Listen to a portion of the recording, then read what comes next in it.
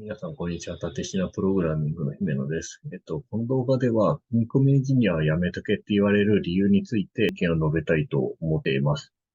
まず私なんですけど、もともと、計測機器のメーカーに新卒で入って、そのまま10年ほど組み込みエンジニアとしてやってきました。で、今、業務委託で組み込み開発やったりとか、自分での組み込みの製品作ってサービス展開しようとしています。なので、ある程度、その組み込みの業界が長いかなとは思ってます。組み込みエンジニアをやめとけって言われる、理由を喋りたいなと思ってるんですけど、組み開発ってある程度そのパターンがあって紹介したいなと思うんですけど、大手のメーカーさんとかがやってるような自社開発のパターンと、お客さんの欲しいものを作る受託開発のこの二つのパターンがあります。組み込みエンジニアやめとけとかって検索して出てくるそのページとかって、大体その激務だとか、残業が多いとかって書いてるんですけど、これは基本的に受託開発の現場のことだけを指してると私は思ってます。ああいう、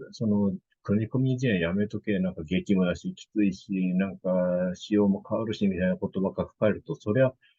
組み込みエンジニアだって、いやー、やめといた方がいいよね、みたいな。組み込みエンジニアを目指そうと思っている人、中の業界に飛んだりされたら、大きく見ると、組み込み業界全体が損しますよね。ちょっとそういうのを個人的に結構嫌だなと思って、もうちょっとその大手はホワイトだよっていうことを伝えたいと思ってます。これ受託開発についてなんですが、お客さん都合でなんか物作んなきゃいけないので、スケジュールはかなり厳しいっていうのがあって、要求するその仕様も結構高めだったりすることがあります。さらに、ある程度作って、製品近づけていくにつれて、やっぱこここうしてほしいみたいな突然の仕様変更をされることがあるんですよね。ああなってくると、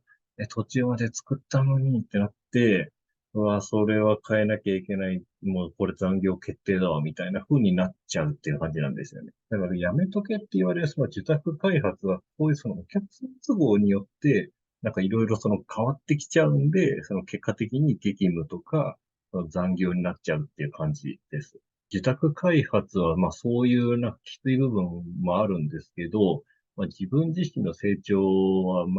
見込めるかなっていうのと、その毎回毎回やることが違うんで、いろんなスキルが身につきやすいっていうのはあるかなと思います。けど、自分に鞭打っていろいろやっていくんで、精神的にきついくてやめていく人も一定数いるっていうのはありますよね。一方の自社開発ですね。これ私がやってたのはこっち側になるんですけど、ホワイトだなと私は思ってます。自社開発の開発のパターンとしては、商品作る前段階で企画をしてるわけなんですよ。これウォーターフォール開発っていうのが多分組み込み業界だと一般的だと思うんですけど、こういう製品を作ります。で、この製品を作るためにはこういう仕様で作んなきゃいけないですよね。で、大体どんくらいのスケジュールとどんくらいの人を使ってやります。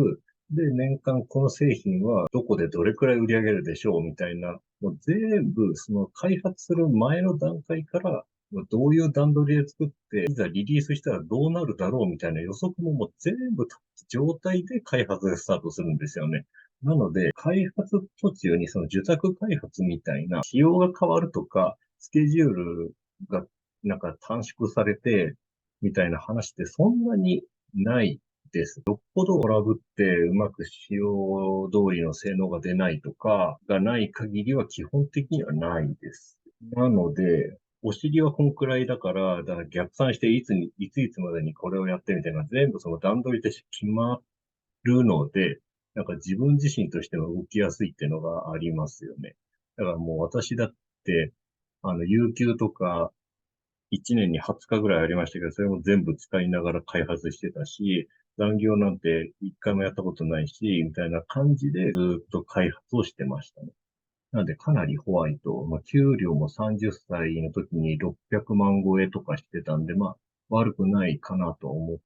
てます。環境としても結構良くて、自社開発だと基本的に流用設計が効くんで、そんなに開発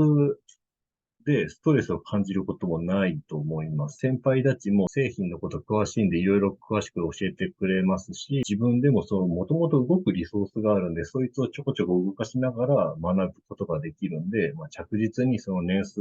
いくにつれて、スキルアップできるかなっていうところですね。なので、組み込みエンジニアやめとけってその受託開発では言われるんだけど、自社開発してるその大手のメーカーとかは、全然そういう感じではないし、おすすめだよっていうことを、言いたいです。ざっくりこんなもんなんですけど、じゃあこれからその組み込みエンジニアを目指す人に対して、じゃあどうやってその組み込みエンジニアになればいいんですかっていう話させてもらえればと思いますが、個人的には新卒で自社開発しているメーカーに入る一択だと思います。私自身は、もともと化学専攻して大学院まで行ったんですよ。で、